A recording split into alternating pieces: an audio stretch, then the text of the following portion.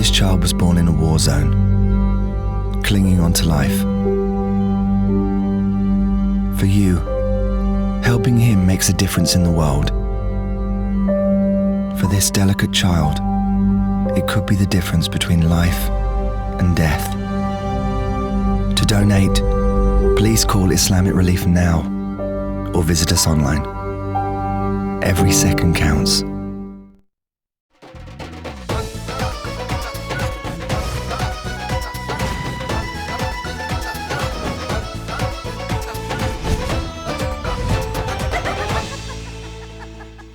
अस्सलाम वालेकुम ख़वातीन हज़रात, रवा हफ्ते का पहला हस्बहाल। मैं हूँ आपका मेज़बान जुनैद सलीम। शो में मेरा साथ देंगी नाजिया बेगर। हम सबको बहुत अजीज़। अस्सलाम वालेकुम नाज़रीन। अस्सलाम वालेकुम। हाँ जी, अब फरमाएं आप क्या कह रहे थे? ऑन कैमरा कहो जो कहना। भाई जी, कैमरे के सामने मुझे को करंट नहीं पड़ती। मैं तो इसलिए मुतात हुआ था कि अदालत का मामला है, सुप्रीम कोर्ट का मामला है। तो भाई ये बात फैसल रजा आबदी साहब को भी समझाए ना कि सुप्रीम कोर्ट पाकिस्तान की आला तरीन अदालत का मामला है, जरा एहतियात से बात किया करें। बहुत अच्छे। फैसल रजा आबदी को कौन समझाए? वो सियासत का मदरसा हुआ है, उसकी भड़क निकल जाती है जहां मर्जी। मैं क्या इसमें मुदाखलत कर सकता हूँ? वैसे यार जुनैद, ये जो प्रेस कॉन्फ्रेंस कर दी है फैसल रजा आबदी साहब ने सुप्रीम कोर्ट के खिलाफ और चीफ जस्टिस के खिलाफ, यार वैसे आम तासुर तो ये था, अल्लाह माफ करे कि हलड़ला हो जानी है, अब बहुत को बड़ा सियापा पड़ जाएगा। कोई ऐसी कोई खास कोई हिलजुल नहीं हुई, कोई एक्शन नहीं, कोई इतना सख्त लिया। तुम्हारे ख्याल में सुप्रीम कोर्ट को क्या करना चाहिए? फौरी तौर पर इस प्रेस कॉन्फ्रेंस के 15 मिनट के अंदर अंदर उसको 6 माह के लिए जेल भेज देना चाहिए? यही तो फैसल रजा आबदी साहब चाहते हैं। क्या सुप्रीम कोर्ट को यह कर देना चाहिए था? नहीं, मगर तलब करके तो पूछते तो सही के भाई जी ये इतनी बातें आपने कैसे कर दी हैं, कौन से सबूत इसका मतलब कड़ी कड़ी दिखा रहे हैं कैमरे के इसका आगे? मतलब तो ये हुआ ना कि फौरी तौर पर सुप्रीम कोर्ट को एक्शन लेना चाहिए था, बाकी काम छोड़कर। इसके बाद पीपल्स पार्टी का एक और तीसरे दर्जे का कोई लीडर प्रेस कॉन्फ्रेंस कर देता, उसके बाद अगले रोज चौथे दर्जे का लीडर एक प्रेस कॉन्फ्रेंस कर देता। सुप्रीम कोर्ट तो फिर इसी काम पर लगी रही ना। ओह, यू आर इंटेलिजेंट मैन। मगर ये तुम यार कैसे कह सकते हो कि पीपल्स पार्टी या फैसल रजा आबदी यही चाहते हैं? यार कहा जाता है ना कि गलती कभी भांज नहीं होती, कभी अंडे देती है, कभी बच्चे देती है और देती चली जाती है। पीपल्स पार्टी की जो मौजूदा लीडरशिप में, इसमें एक मैन्युफैक्चरिंग फॉल्ट है, बल्कि कहना चाहिए कि जो मौजूदा पीपल्स पार्टी का रूलिंग सिस्टम बनाया उन्होंने, उसमें एक मैन्युफैक्चरिंग फॉल्ट है। यार जब से एनआरओ बना 3 साल हो गए एनआरओ को कालादम करार दिए हुए, 3 साल, और अभी भी सुप्रीम कोर्ट पर यह इल्जाम आयद किया जा रहा है कि वो जो कुछ कर रही है जल्दबाजी में कर रही है। जल्दबाजी में? ओ बाबा, 3 साल गुजर गए हैं, एक कानून को कालअदम करार दिया गया है, इसके नतीजे में जितने इकदाम किए गए हैं, जितनी रिलैक्सेशंस दी गई हैं, वो तमाम की तमाम कालअदम करार दे दी गई हैं। इसके बावजूद भी अगर कोई सुप्रीम कोर्ट पर यह इल्जाम आयद करता है कि सुप्रीम कोर्ट सिस्टम को डिस्टेबलाइज करना चाहती है, तो मेरा ख्याल है ये ज्यादती। यार सुप्रीम कोर्ट ने उनका वजीर है, जब मेरे मुर्शद, मैं सदके जाऊं अपने मुर्शद के। हाय हाय, मेरा देखो मुर्शद ही मेरा चला गया। जिसका मुर्शद चला जाए वो बेचारा क्या कर सकता है? मेरा मुर्शद टुर परदेस गया, मैं किसी होर को तबीब ही करानी।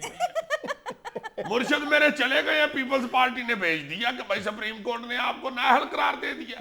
अब ये राजा परवेज अशरफ साहब को भी देखना, तुम सुप्रीम कोर्ट ने नाअहल करना है तो इन्होंने भी बड़े आराम से गुजर खान की बस पे बैठ जाना। फॉल्ट क्या है इसमें यार? मैं जिस फॉल्ट की बात कर रहा हूं, इस सिस्टम के अंदर मौजूदा सियासी निजाम या सियासी जो हुकूमत है, इसके अंदर भी है। जिस दिन जरदारी साहब ने सदर का ओहदा संभाला था, उनको जरदारी साहब को इन सारे कॉन्सिक्वेंसेस का पता होना चाहिए था, या उनके पास कोई ऐसी गीदड़सिंगी होनी चाहिए थी, इसका कोई तदारुक होना चाहिए था। दूसरा जो मैन्युफैक्चरिंग फॉल्ट है वो पीपल्स पार्टी की सोच के अंदर है, अदलिया के हवाले से। वो आज से नहीं है, एक अरसे से है। पीपल्स पार्टी की क़यादत बारहा ये कहती है कि हमें अदलिया की तरफ से हमेशा सख्त रवैये का सामना रहा। यकीनन एक कश्मकश नजर आती है पीपल्स पार्टी और पाकिस्तान की अदलिया में, लेकिन इसकी बहुत ज्यादा जिम्मेदारी पीपल्स पार्टी पर आयद होती है। कि वो उस बच्चे वाला साहब जो शरारतें करनी हटता नहीं, और ये भी कहता जाता है सारे मेरे ते ही सख्ती कर दे। और एक और बच्चे सारे होए होते नहीं, एक और बच्चे की भी मिसाल दी जा सकती है कि पीपल्स पार्टी हमेशा वो तमाम दलाइल जो अदालत के अंदर देने होते हैं वो मीडिया के थ्रू पब्लिक के सामने रख देती है और अदालत के अंदर खामोशी इख्तियार किए रखती है और फिर अदालत पर जानिबदारी का इल्जाम लगा देती है। अभी तुम देख लो की तरह जो इम्तिहान देने के लिए जाता है एग्जामिनेशन हॉल में, वो एग्जामिनर के खिलाफ बातें लिख जाता है, बाहर आके कहता है भाई जी हमारा तलीमी निजाम नहीं ठीक। और वो सवाल, सारे सवाल जो उससे पूछे जाते हैं, उन सवालों के जवाब बाहर आकर वो दे रहा होता है और कहता है कि मैं इम्तिहानी पर्चा खाली इसलिए दे आया हूं कि मुझे इम्तिहानी निजाम पर यकीन नहीं। और बिल्कुल इसी तरह पीपल्स पार्टी के जितने भी आईनी और कानूनी मुशीरान हैं, वो तमाम दलाइल हमेशा तुम देख लो अपना रोना अवाम के सामने आके रोते हैं, मीडिया के सामने आके रोते हैं, टॉक शोज में आके रोते हैं, लेकिन अदलिया में वो मौक़िफ़ इख्तियार ही नहीं करते। अब फैसल रज़ा आब्दी साहब का मामला देख लो कि वो हर टॉक शो में आ रहे हैं, कागजात का, दस्तावेजात का एक पलंदा साथ लेके आते हैं और कैमरे के सामने न जाने क्या कुछ लहरा देते हैं। अब व्यूअर्स को तो नहीं पता कि वो क्या कैमरे के सामने दिखा रहे हैं। अगर आप इतने ही सच्चे हैं, हो सकता है आपकी बातों में दम भी हो, तो आपका ये फर्ज बनता है कि आप खुद अदलिया का रुख करें, आप खुद पिटिशनर बन जाएं, ये सब कुछ अदालत के सामने कहें। आप खुद ये कहते हैं कि मुझे कोई खौफ नहीं है, मैं तो शहीद होने के लिए जा रहा हूं, तो फिर अदालत में चले जाए। ज्यादा से ज्यादा आपको यानी तौहीन अदालत के जुर्म में 6 माह कैद हो जाएगी ना, तो वो तो इस सूरत में भी हो रही है। आप अदालत खुद क्यों नहीं तशरीफ ले जाते? मुझे तो ये समझ नहीं आती कि ये फैसल रजा आब्दी इतना त्रिखा क्यों है। इस तरह के लड़के तो सिल्क का फ्राक पहन के, सिर पे पट्टी बांध के इलाकाई डांस इतना अच्छा करते हैं ना, हाय हाय। अच्छा सर, मुझे ये समझ नहीं आ रही कि पीपल्स पार्टी ये सारा कुछ करके क्या मकासद हासिल करना चाहती है। असल में पीपल्स पार्टी के साथ एक अजीबोगरीब डायलेमा है, यानी पीपल्स पार्टी एक अजीबोगरीब दोराहे पर खड़ी है। ये इंतखाबात सर पर है और पीपल्स पार्टी कोई बड़ा विलन तलाश करके अपने ऊपर मजलूमियत की चादर भी ओढ़ना चाहती है, और दूसरी तरफ उसके साथ प्रॉब्लम ये है कि वो इक़्तिदार भी नहीं छोड़ना चाहती, यानी इक़्तिदार से भी चिमटे रहना चाहती है और दूसरी तरफ मजलूमियत की चादर भी ओढ़ना चाहती है, यानी सियासी शहादत भी चाहती है और इक़्तिदार की रफाकत भी चाहती है। एक ही वक्त में ये दो बातें जो है ये कम अज कम अगर नामुमकिन नहीं तो मुश्किल जरूर है, क्योंकि पीपल्स पार्टी के इलेक्टेबल्स की एक बड़ी तादाद, उनके MNAs MPs का ये कभी गुमान है कि अगर आइंदा इंतखाबात जरदारी साहब करवाते हैं तो फिर तो उनके इलेक्ट होने के कभी इम्कानात है, लेकिन अगर ऐसा नहीं होता तो फिर अवाम की अदालत में जाना खासा मुश्किल काम है उनके लिए। और ये बिल्कुल वही सोच है, वही अप्रोच है, वही रवैया है जो पिछले इंतखाबात में काफ लीग के उम्मीदवारों का था सदर मुशर्रफ के हवाले से। वो सोचते थे मुशर्रफ इलेक्शन करा रहा है, ये तो सारी सीटें हमारी हैं क्योंकि मुशर्रफ साहब हमारे हैं, मगर ऐसा बिल्कुल नहीं हुआ। बल्कि सूरज ग्रुप होने से पहले पहले सारे काफ लीग घरों को चले गए थे और घर जाके उन्होंने अपने मुलाजिमों से भी कह दिया था कि पुत्र दीवार के ऊपर से देखते रहना, कोई जुलूस इधर ना अंडिया हो। भाई जरदारी साहब अव्वल तो कह रहे हैं कि बड़े मुनसफाना और साफ सुथरे इलेक्शन होंगे, जिनका कभी इम्कान इसलिए भी है कि कैमरा बाहर था फिर रहा होता और है। दूसरी बड़ी वजह चीफ इलेक्शन कमिश्नर फखरुद्दीन जी इब्राहिम, वो बाबा जी भी सुना है, बहुत डाटे बंदे पाकिस्तान में सबसे ज्यादा यानी गैर मतनाज़िया शख्सियत। अब बिल्कुल, मगर अगर जरदारी साहब कुछ थोड़ा बहुत अपने हक में नतीजा चाहे भी तो यार चलो वो 19-20 तो कर सकती है, 20-120 तो नहीं ना कर सकते। नाज़रीन, ये हमें लेना एक छोटा सा वक्फा, हमारे साथ रहिएगा।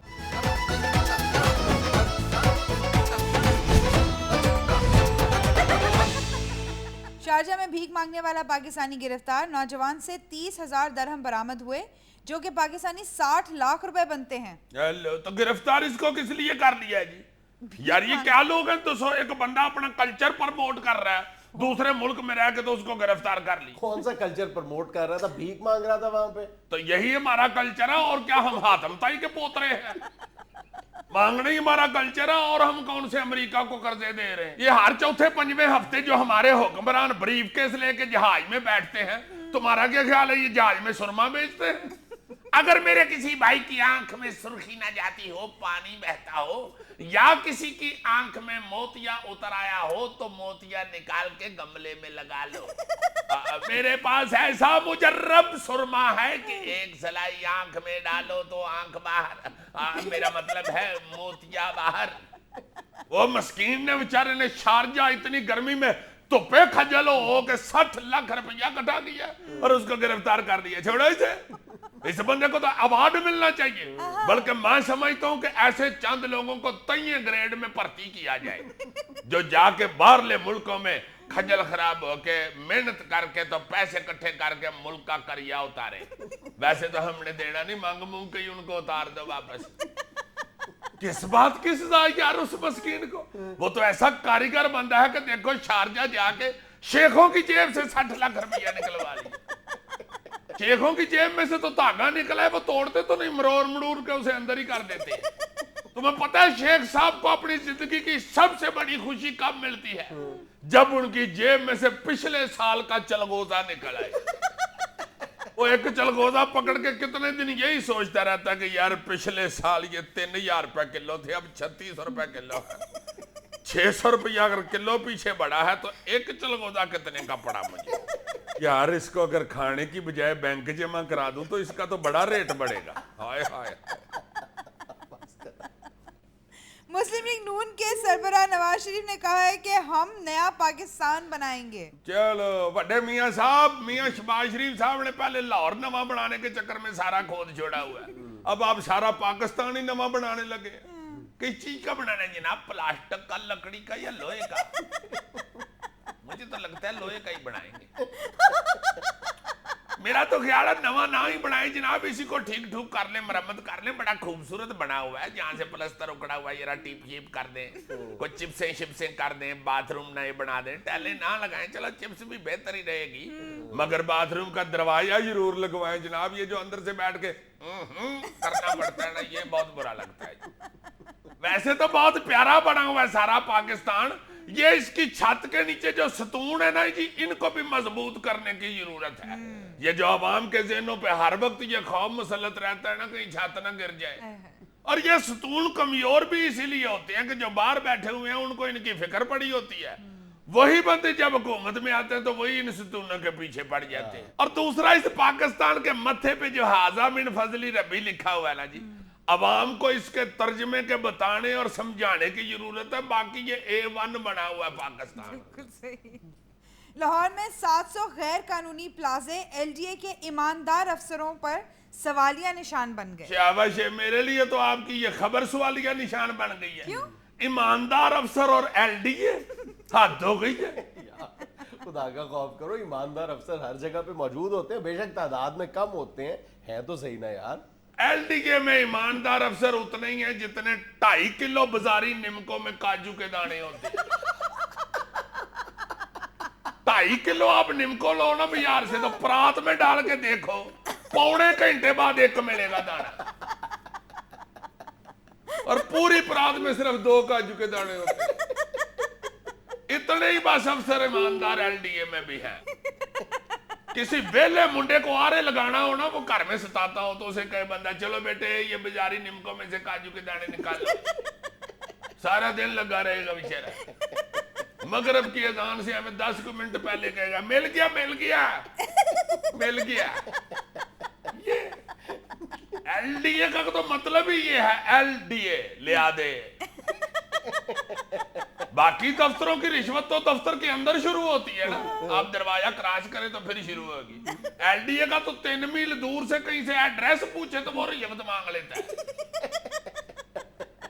जिस रक्शे पे बैठ के LDA के दफ्तर जाए ना, वो किराए के बाद कहता है भाई जी LDA आए हो 100 और दे हो। इतना जालिम दफ्तर LDA, हाय हाय हाय। चंगा पड़ा सूटेड बूटेड हीरो टाइप आदमी नमान जाल जैसा LDA के दफ्तर में दाखिल हो ना, आधे घंटे बाद इफ्तिखार ठाकर बन के बाहर निकलता है। अल्लाह माफ करे, अल्लाह माफ करे। और इफ्तिखार ठाकुर भी वो जो सवेरे सवेरे सोया हुआ उठता है, उस वक्त वो बंदा लगता ही नहीं, लगता बच्चों ने केचप का बैग दबाया हुआ। LDA के ईमानदार अफसर कितने प्लाजे बताए हैं? 700 प्लाजे ये वजीरों मशीरों के भी हैं और LDA की मर्जी से ही बने हुए हैं। वरना जिसमें LDA ना चाहे वो चीज बन सकती है। आप अपने पिछले बाथरूम में तेल की शीशी रखने वाला आला बनाओ ना, तो LDA रटा डाल लेता है, ये तो नक्शे में आ ही नहीं। हामिद नासिर चट्टा का कहना है कि आइंदा इंतखाबात में चौधरी बरादरान को टिकट लेने वाला भी कोई नहीं मिलेगा। शाबाशी, अहमद नासिर चट्टा साहब ने अपनी पार्टी के खिलाफ ही बयान दे दिया। अपनी पार्टी क्या मतलब? हामिद नासिर चट्टा साहब काफ लीग में नहीं है, अब वो काफ लीग के हम ख्याल ग्रुप में, उस हमख्याल ग्रुप में जिसने नून लीग के साथ इलाक कर लिया। हेलो, ये हामिद नासिर चट्टा साहब उन बंदों में शामिल है ना जो सवेरे सवेरे उठ के अपने नौकर से 2 सवाल पूछते हैं, आज पक्का की है तो मेरी पार्टी केड़ी है। नौकर भी बेचारा वेख वेख के आगे से मलंग हो गया होता है, वो कहता है जी कुछ नहीं पक्का, हर शक अच्छी है। यार जाने दो, हामिद नासिर चट्टा साहब शुरू से मुस्लिम लीग ही रहे हैं। नहीं रहे मुस्लिम लीग में ही है, मगर वैसे इन्होंने अलग से ये तक सैर की हुई है। मुस्लिम लीग नून, मुस्लिम लीग काफ, मुस्लिम लीग जीम, मुस्लिम लीग लाम, मुस्लिम लीग मीम, सब में रहे। क्या बात है।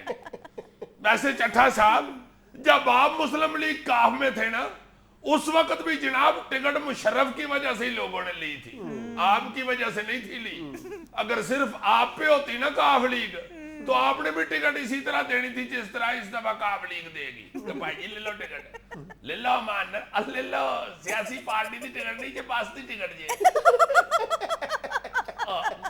पढ़ो तो सही, एयर कंडीशन पास जे लो तो सही। मेरा ख्याल इन्होंने नहीं पता लगा। अच्छा गल सुनो, अब 3 टिकटा लवो, नाल एक भतीजे दी ते भांजे दी भी लवो, नाल उमरे दी टिकट भी देंगे। लवो लवो लवो, ताड़ी मेहरबानी। जनाब फड़ो तो सही की मैं कर रहे हो। एक एवें वेखण च काफ लीग दी लगन डई है, घर जाके काफ दा डंडा सीधा कर लेना, उत्ते 2 नुकते ने एक विच चुक के सुट देना, एक विच ढेड़ च रख लेना। रखो रखो, कंती करन डे रखो। हाड़ लवो खुदा दा, इधर ते मौला जट ले फेर लैणगे। आ लौड़ ते मौले जट दी जे ले लो। अब नहीं पुरानी, चलो नवी गड्डी च दे दे यार, नवी गड्डी। सारियां कापियां नवियां ही पईयां ने, देख लो अनटच। मैं तो पहली टिकट पाड़ के बैठा जे किन्ने दिनों दा। फड़ोगे तो बोनी होएगी ते अगों भी लोगी लैणगे ना, बड़ा तो सही। अयो पहलियां 10 पाड़ के मैं एवें गाहकां दी अट्रैक्शन वास्ते अपनी जेब च पाईयां, वेखी कोई नहीं। लवो लवो लवो, जिवें बस च नहीं 5-6 बंदे अपने ही भाल दे के सवारियां बह गईयां, फिर लोकी भी बहिंदे ने। बड़ो ये कीता है। अब बस करो यार, तुम ज्यादा ही अंडर एस्टिमेट कर रहे हो। तो चट्टा साहब को भी तो देखो ना, अपना बेहतरीन वक्त काफ लीग में काट के आप उसको बातें कर रहे। जनाब इसी पार्टी में आप मौजें लूटते रहे हैं। वो जो आपने लूटी थी ना, वो इन्हीं की मौजें थी। ना दुनिया में लेना एक छोटा सा वक्फा, हमारे साथ रहिएगा।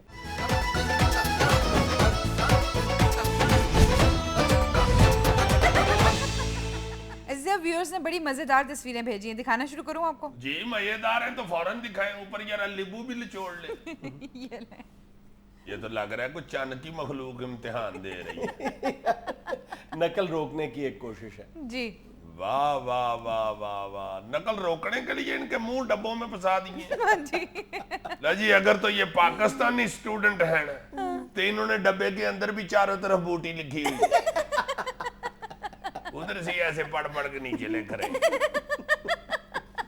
कई बेचारे अंदर पेट भी रहे होंगे कि ओहो पर्चा मेरा आज साइंस का था, डब्बा में माशरती उलूम का ले आया। जितना मर्जी डब्बे शब्बे इनके मुंह पे चढ़ा दे, चोर चोरियों चला जाता है, हेरा फेरी होनी चाहता, कुछ ना कुछ इन्होंने तरीका निकाल ही लेना है, देख लेना। अच्छा अजीज साहब, अब मैं आपको सफारी पार्क की एक तस्वीर दिखाने लगी हूँ जिसमें सफारी की सैर करने वाले जो हैं वो शेर को तलाश कर रहे हैं और शेर साहब को देखिए कि वो कहाँ बैठे हुए हैं। दिखाएं जरा। ये ले। बहुत अच्छे।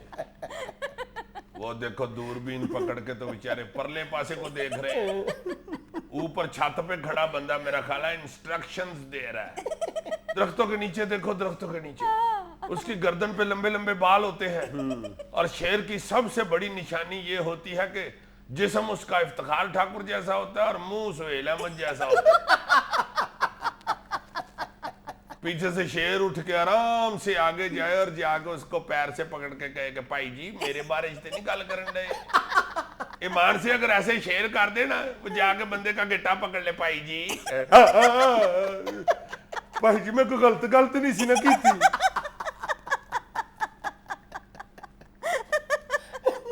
ये ले अगली तस्वीर देखें। आए हाय हाय हाय, देखो यार उसके ट्रैक्टर का अगला पहिया नहीं है तो उसने ट्रैक्टर बैलेंस करने के लिए उसके बिल्कुल अपोजिट अपनी बीवी बिठा ली। और बीवी भी माशाल्लाह। इसे कहते हैं ना, जिसकी बीवी मोटी उसका भी बड़ा नाम है, ट्रैक्टर पे बिठा लो पहिए का क्या काम है। हाय हाय हाय, देखो ये अंग्रेजी पढ़े लिखे लोग, उनकी बीवियां ट्रैक्टर बैलेंस कर देती हैं और हमारी बीवियां बैलेंस खत्म कर देती हैं। वो बेशक बैंक का हो भावे फोन का हो। सवेरे 600 रुपए का बैलेंस भी फुल करा के जाओ ना, तो दफ्तर का पूछ पूछ के कहां पहुंचे हैं, किस मोड़ को क्रॉस किया है, अब कौन सा सिग्नल आया है, पीपल का दरख्त क्रॉस कर लिया।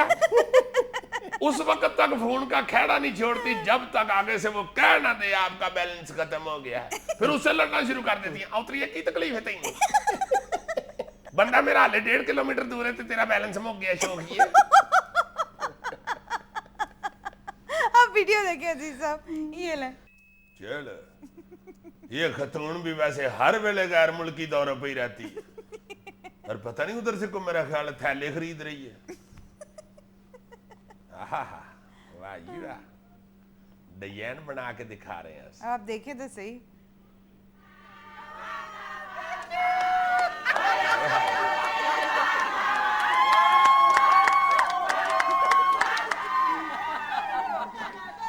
Thank you. I am so honored.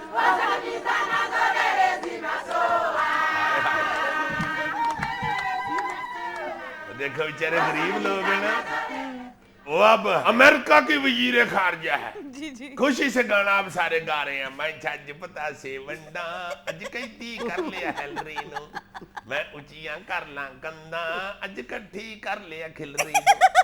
घर जाके क्लिंटन कह के मोटो तुझे पता ही नहीं चला, उन्होंने गाय की तस्वीर वाला कपड़ा तुझे गिफ्ट दे के तो ये कहा कि तुम भी गां बनती जा रही हो, को डेटिंग करो। तस्वीर देखें। शाबाश। वो तो देखो यार, पुलिस वाला कुर्सी पे बैठा है तो कुर्सी प्लास्टिक की बेचारी पीछे से फाड़ गई है। और कम करो इनके पेट। अभी ये 3-4 हफ्ते की एक्सरसाइज के बाद ये हाल है कि कुर्सी 2 टोटे हो गई है। 5 मिनट और बैठा रहा तो इसने नीचे गिर जाना, उसके बाद वो दुकानदार की शामत आ जानी है जिसकी बेचारे की ये कुर्सी है, उसको इसने बहुत सुनानी, तेरी कुर्सी भी नहीं ठीक, ना तेरी रोटी ठीक है, ना तेरी कुर्सी ठीक ने, तेरे दोनों का जुर्माना होगा, रोटी का बखरा जुर्माना होगा, कुर्सी का बखरा होगा। ना मुरादा मैं थले टिका अल्लाह माफ करे, मेरे चूकने से 60 बज गई। दे 1000 रुपया और मैं आयोडेक्स लवा, दे 1000 रुपया। 1000 रुपए की आयोडेक्स? आज पुलिस वाले लगनी है, कुछ सीधे तिले अंदर लगनी। दे 1000 रुपया, दे 1000 रुपया, दे 1000 रुपया। नाले जिथों कुर्सी ਲਈ ਸੀ ਉਹਦੀ ਦੁਕਾਨ ਦਾ ਨਾਮ ਹੀ ਦੱਸ, ਉਹਦੇ ਕੋਲ ਵੀ 6 ਕੁਰਸੀਆਂ ਲਵਾ, ਦੱਸ ਉਹਦਾ ਨਾਮ ਹੀ। ਇਹਨੂੰ ਪਤਾ ਲੱਗੇ ਕਿ ਕਿਸ ਤਰ੍ਹਾਂ ਕੁਰਸੀਆਂ ਵੇਚਦੀਆਂ ਨੇ ਕਮਜ਼ੋਰ। बस कर दे, अब अगली तस्वीर देख लें। दिखाएं जी दिखाएं। ये ले। हाय हाय हाय हाय, ये केले ने जनाब, ये जो सबसे सज्जे हाथ वाला केला है ना, ये रमजान के पहले अशरे में अपना 200 रुपया रेट सुन के हंस रहा है। किथे रोदे तो पहले 60 रुपये दर्जन, हम 200 रुपए दर्जन। फिर ये दरमियान वाला दूसरे अशरे का है, वो 280। मैं 280 का हो गया। सबसे खब्बे हाथ जब तीसरे अशरे में लोगों ने खाना छोड़ देना ना, फिर इसने इस तरह बेचारे ने परेशान होके बैठ जाना है और दिल ही दिल में गाना गाना है, केले न खाना किन्नो छोड़ कर तुमने कल वो वीडियो नहीं देखी? तहरीके इंसाफ लाहौर ने एक इफ्तार डिनर का एहतमाम किया था जिसमें कारकुनों ने 15-20 मिनट पहले ही रोजा इफ्तार कर लिया, और देखो कारकुन किस तरह खाने पे टूटे। तहरीके इंसाफ के कारकुन जनाब? अच्छा जी, हाँ, वो तो देखो। बड़े डिसिप्लिन्ड बनते हैं।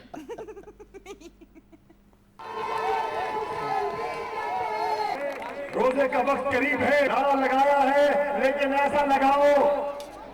लो, रोजे का वक्त करीब कहाँ है, उन्होंने तो तड़ातड़ प्लेटें भर दी है जी। होए होए। तुम देखो, कभी ये सिर्फ पीपल्स पार्टी का कल्चर हुआ करता था और मुस्लिम लीग वाले उनका मजाक उड़ाया करते थे, फिर मुस्लिम लीग में भी ये कल्चर आ गया और तहरीके इंसाफ वाले मुस्लिम लीग का मजाक उड़ाया करते थे। आज तहरीके इंसाफ का हाल देख लो क्या है। पापा। होए। लो, जिस वक्त अजान शुरू हुई है उस वक्त तो सारा साग ही खत्म हो गया हुआ है। आप सुनाए खान साहब, ये नारे लगाते हो और वादे करते हो, ये ध्यान रखिएगा कि ये है वोटर पाकिस्तान का। नाज़रीन, यहाँ में लेना एक छोटा सा वक्फा, हमारे साथ रहिएगा।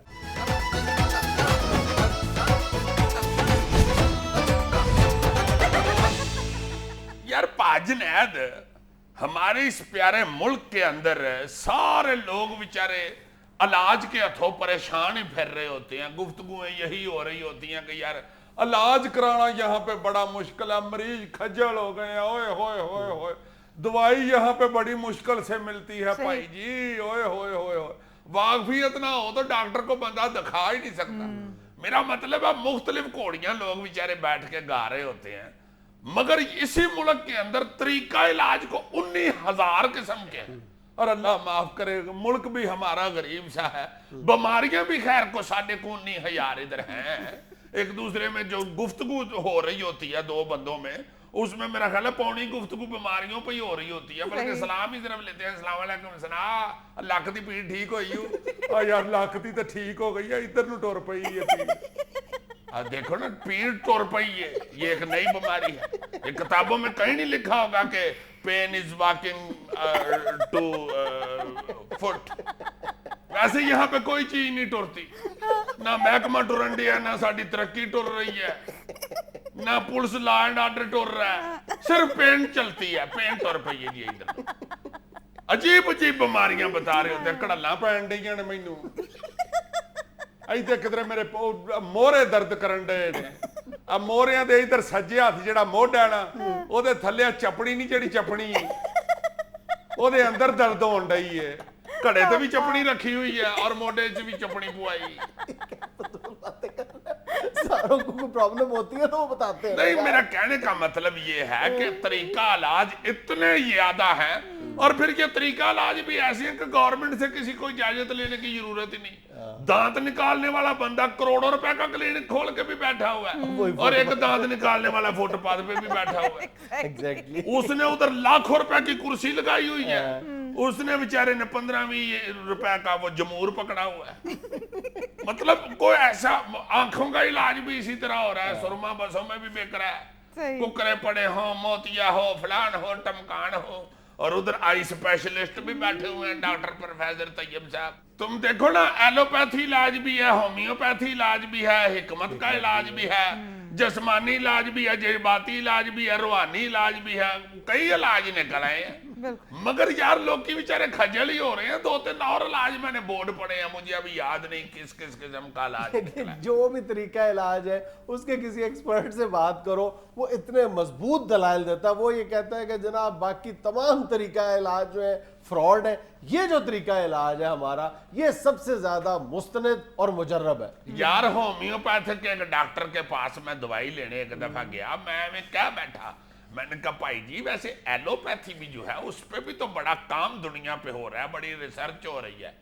तुम यकीन करो उस बंदे ने ऐसे पेन फेंका मेरी के ऊपर, उठा अलमारी में से पिस्तौल निकाल के साफ करनी शुरू कर, ईमान से पिस्तौल साफ करनी शुरू कर दी, और मुझे साथ कहता है ये बात तो तुम्हारी चलो ठीक ही है, मैं तुमसे बहस नहीं करता, मगर मसला ये है कि एलोपैथी बिल्कुल कोई सूदमंद इलाज नहीं। होम्योपैथी, मैं फिर चुप कर गया, मुझे पता जो चल गया कि अलमारी में पिस्तौल है। इसी तरह एक दफा हकीम बदपरेही के सामने मैं क्या बैठा, मैंने कहा हकीम साहब हिकमत में कोई इतना अच्छा इलाज नहीं होता, अलबत्ता एलोपैथी और होम्योपैथी एक मौसर इलाज होता है। अब वो हकीम बदपरेही, जो बंदा ही बदपरेही है वो कितना तगड़ा होगा। तुम यकीन करोगे हकीम साहब ने मुझे पुठी मार के साफ पे लटा लिया और मेरी छाती पे बैठ गए, और उधर बैठ के 1.5-2 घंटे मुझसे बातें करते रहे। मैंने कहा हकीम साहब आपका वजन बहुत ज्यादा है, मेरा सांस घुट रहा है। आगे से कहते हैं बुला अपनी एलोपैथी तो होम्योपैथी नु मैनू उठाने तो। कहते हैं पुत्र ये हिकमत की वजह के इस वक्त इतनी उम्र में भी मेरे में मजबूत जान है, ये सिर्फ साबित करने के लिए मुझे टाल लिया उन्होंने। अच्छा अजीज साहब, एलोपैथी, होम्योपैथी और हिकमत के अलावा भी एक नया इलाज अब शुरू हुआ है। वो कौन सा जी? रेकी। ये देखो यार, ये रैकी होती है, रैकी जो रैकी करना नहीं होता। नहीं है जीजी साहब। ढूंढो किधर है। नहीं हमारे रेकी है रेकी रेकी है। रेकी है जी। तुम रैकी कह रही हो, ये रेकी होती है। देखिए मेरे पे अब इंटरनेट पे नहीं भी आप पता चलता ना बच्चियाँ। पाकिस्तान के बड़े शहरों में तो बहुत तेजी से ये तरीका इलाज पॉपुलर हो रहा है। एग्जैक्टली इंटरनेट पे आपको डिटेल्स मिल जाएंगी। अच्छा चले आप बताएं नजीर साहब, ये रेकी क्या चीज है? ये जो रेकी होता है ना जी, तरीका इलाज, ये असल में रेकी के साथ इलाज जो करना होता है किसी भी मरीज का, उस व्यूअर्स को मिसगाइड ना करो। ये रेकी जो है ये भी एक अल्टरनेटिव थेरेपी है जिस तरह ये मुख्तलिफ है। अच्छा, थेरेपी है। ऐसे और बहुत सारे तरीका इलाज है। 1922 में मैकाओ युसुई नामी शख्स जो बुद्ध मत का पैरोकार था, जापानी था, उसने इस तरीका इलाज को दरियाफ्त किया था और इसको एक मुस्तनद तरीका इलाज के तौर पर मुतारफ करवाया था। अच्छा। उसका ये कहना था कि तमाम बीमारियों का इलाज इसके जरिए मुमकिन है, या यूं कहा जा सकता है उसका ये दावा था कि बहुत सारी यानी बीमारियां आज भी एलोपैथी में भी, अगर किसी को कैंसर हो जाता है तो ये कहा जाता है कि हम क्वांटिटी ऑफ लाइफ नहीं लेकिन क्वालिटी ऑफ लाइफ बढ़ा सकते हैं। तो रेकी के एक्सपर्ट वो भी ये कहते हैं कि तमाम बीमारियों का इलाज मौजूद नहीं है, लेकिन कई बीमारियां ऐसी हैं जिसमें आप क्वालिटी ऑफ लाइफ बढ़ा सकते हैं, तकलीफ की शिद्दत को कम कर सकते हैं। रेकी एक्सपर्ट्स का ये दावा है कि ये तंदुरुस्ती का और बीमारी का जो मामला है, ये इंसान के जिस्म के अंदर एक कुदरती एनर्जी होती है। अगर वो डिस्टर्ब हो जाए, उसके चक्रास में फर्क आ जाए, डिस्टर्ब हो जाए, डिसबैलेंस हो जाए, तो फिर इंसान पर बीमारी हमलावर हो जाती है और वो इसी का इलाज करते हैं, यानी वो एनर्जी प्रोवाइड करते हैं। जो रेकी के ज़रिए जो रेकी हीलर है, रेकी मास्टर है, वो जब इलाज कर रहा होता है तो जहाँ पे आपको दर्द है, तकलीफ है, वहाँ पर अपनी हथेली रख देते हैं। एक हथेली रख कर भी इलाज किया जाता है और एक इसका फासलाती इलाज भी है, डिस्टेंट ट्रीटमेंट भी है कि मरीज किसी दूसरी जगह पर है और रेकी हीलर जो है वो किसी दूसरी जगह पर है। तो उनका ये अकीदा है, ये यकीन है कि जिस तरह और बहुत सारी चीज़ें जो मोबाइल पे बात कर सकते हैं, वो कहते हैं इसी तरह एनर्जी के जो वाइब्स हैं वो भी भेजे जा सकते हैं पेशेंट तक। इस तरह तो उधर से मरीज कहना शुरू हो जाए कि भाई जी सिग्नल ठीक नहीं आ रहे इधर, मैं कलर का हार हूँ, इधर सिग्नल नहीं आते, इधर डॉक्टर रेकी का बूस्टर नहीं लगा हुआ। बात यह है कि जो जदीद मेडिकल साइंस है या जो मॉडर्न साइंस है वो तो इन तमाम जितने भी तरीका इलाज है उनको यकसर मुस्तरद करती है, लेकिन ऐसे बहुत सारे लोग आपको अपने इर्द गिर्द मिलते हैं जो कहते हैं कि हमें इस तरीका इलाज से शिफा मिली है। अब उनको आप कैसे डिनाई कर सकते हैं? बहरहाल जो मेडिकल साइंस है वो कहती है कि जी जब तक साइंसी हवाले से हमें कोई सबूत नहीं मुहैया किया जाता, हम इसको तरीका इलाज के तौर पर तस्लीम कर ही नहीं सकते। जाहिर है ये इसलिए बीच में थोड़ा सा अब हम पाया जाता है कि सिग्नल किसी वक्त नहीं पिक करता पेशेंट। दुनिया में लेना एक छोटा सा वक्फा, हमारे साथ रहिएगा।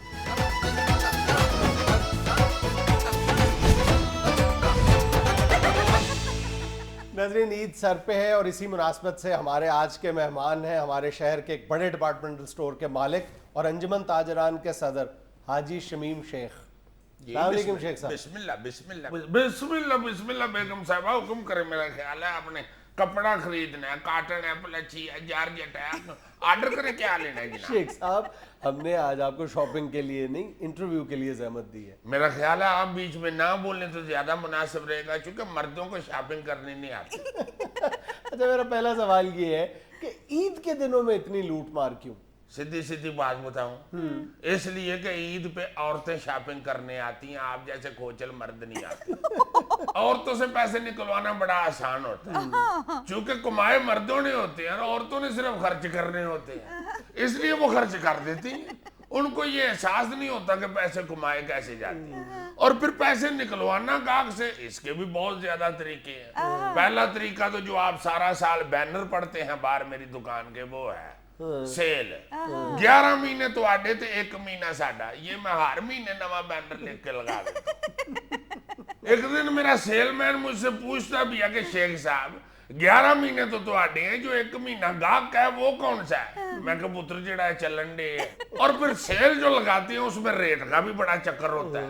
जो 500 रुपए की चीज होती है उसी के रेट के ऊपर 800 रुपया लिख के ऊपर बड़ा काटा मारते हैं, उसके नीचे फिर 500 ही लिख देते हैं क्योंकि 500 की तो वो होती है।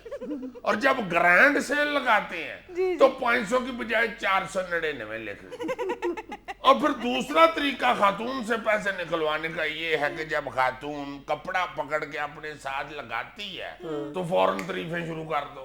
मैं तो सीधा कह देता हूँ कि लो जी, जब से अल्लाह जानते मेरी दुकान पे ये कपड़ा आया ना, आप पहली खातून है जिनको सही सूट किया है।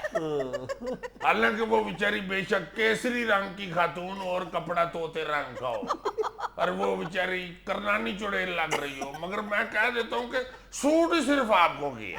फिर वो जाहिर है कह देती है कि काट दो सूट। फिर मतलब आप कारोबार में झूठ भी बोलते हैं? नहीं, झूठ भी बोलते हैं, नहीं झूठ ही बोलते हैं। अच्छा शेख साहब ये फरमाएं, एक मिनट जनाब, एक मिनट जरा, अल्लाह खैर करे।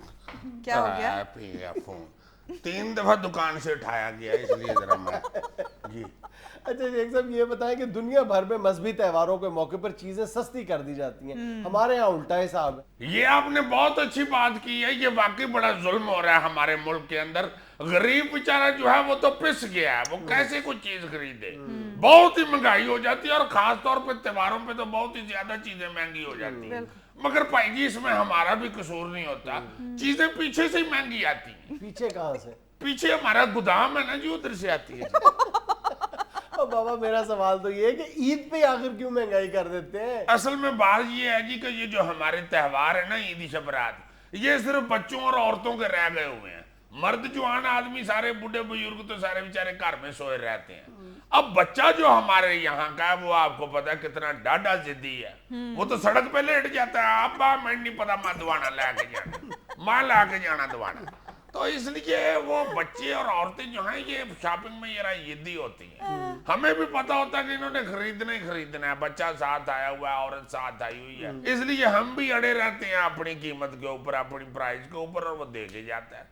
और फिर पैसे निकलवाने के कई तरीके होते हैं ना जी हमारे पास। सवेरे सवेरे अगर गाहक आ जाए तो उसे कहते हैं भाई जी बोनी करनी है इसलिए सस्ता दे रहे हैं। अगर कोई पुराना गाहक आ जाए तो कहते हैं भाई जी आप तो पुराने गाहक हैं, आपको तो नहीं खराब कर सकते। अगर कोई नया बंदा आ जाए तो कहते हैं भाई जी आपको गाहक बनाना है इसलिए इतना रेट लगाया, वरना ये रेट नहीं है। रात को अगर दुकान बंद करने से पहले गाहक आ जाए तो उसे कहते हैं भाई जी दुकान बंद करनी है इसलिए सस्ता दे रहे हैं। अगर कोई बंदा पास बैठा हो तो कह देते हैं भाई जी ये पेमेंट करनी है इसलिए पैसे इकट्ठे कर रहे हैं, आपको सस्ता दे रहे हैं, वरना तो ये चीज इतने की है ही नहीं। 100 तरीके होते हैं ना जी गाहक को मुतमईन करने के लिए। वैसे तो आपको पता है कि गाहक और लाइट का कोई पता नहीं होता किस वक्त आए, गाहक और मौत का। अल्लाह से खैर मांगे, पहली ताक रात है, क्यों इस तरह की बातें कर रहे हैं। अल्लाह माफ करे, अल्लाह माफ करे। बड़े हाजी साहब जब से फौत हुए हुए हैं ना जी, मैं तो अल्लाह जानते डर गया हूँ। वो तो अल्लाह का शुक्र है कि हाजी साहब जब फौत हुए उस वक्त हम गले पे बैठना शुरू हो गए थे। मेरा तो भी बेटा गले पे बैठना भी नहीं शुरू हुआ। अच्छा। गले पे बैठना बहुत जरूरी होता है। बड़े हाजी साहब सारी जिंदगी गला नहीं छोड़ा उन्होंने, गले पे बैठे रहे हैं, अल्लाह पास कुर्सी भी पड़ी होती थी। ये भी बड़े हाजी साहब की नसीहत है कि पुत्र बच्चा और गला कदी ना छो कल्ला।